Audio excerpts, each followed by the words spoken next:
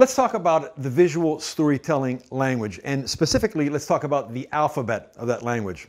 Every language has an alphabet, and every alphabet has its characters. English, for example, the English language has an alphabet with 26 characters. Spanish has an alphabet with 28 characters. Mandarin has an alphabet with many, many characters.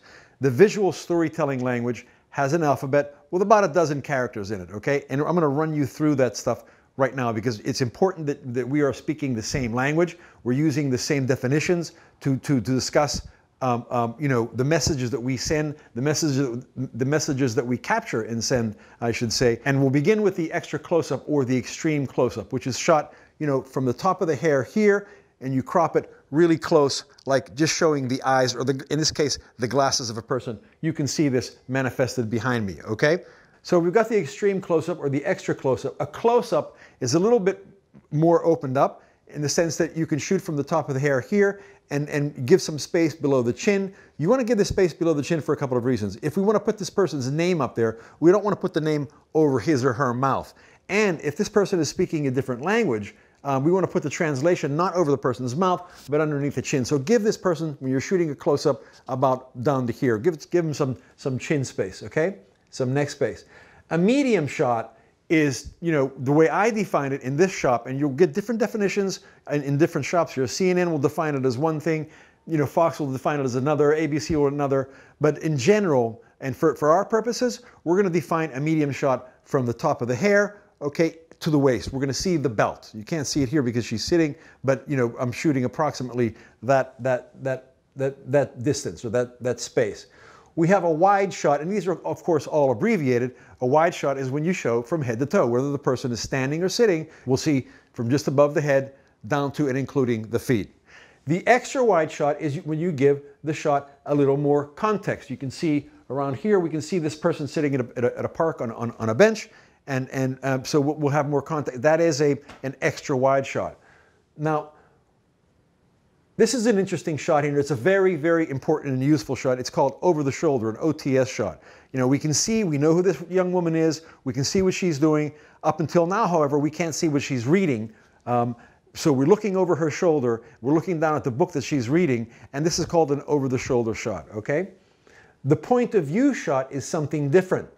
When we say point of view, we're talking about her point of view, what she's seeing. In this case, she's sitting on a park bench, and she's seeing me making a film of her, okay? So that's her point of view, where, she's our character in this case, and she's looking out right in front of her, and she's seeing me shooting her, and that's her point of view. Now, this gets to be a little bit different here. This is called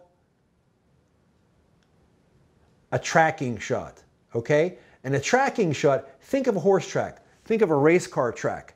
I'm not moving, I'm staying stationary. The camera's moving because it's following her, just like I would follow cars at a NASCAR race or horses at the Kentucky Derby. I'm following that person with my camera, so I'm tracking that person around the track or, walking down a sidewalk.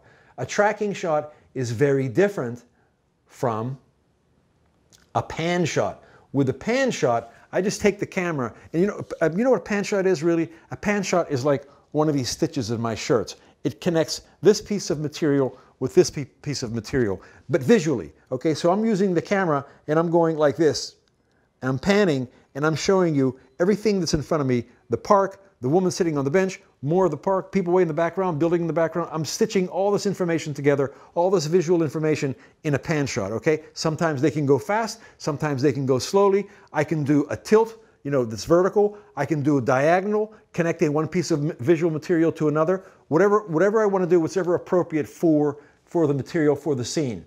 Let's keep going.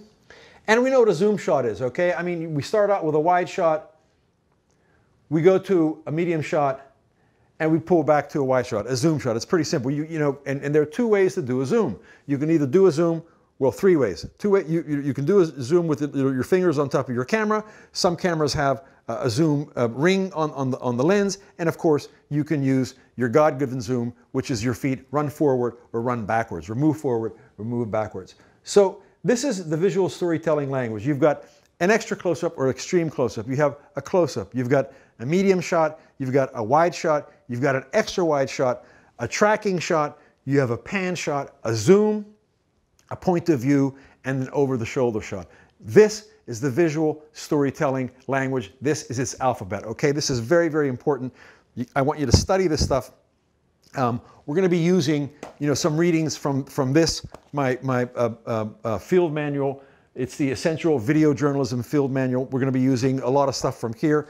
And besides reading pages 30 to 34 this evening, that will go over this visual storytelling language and the alphabet, I want you to view Echoes of War.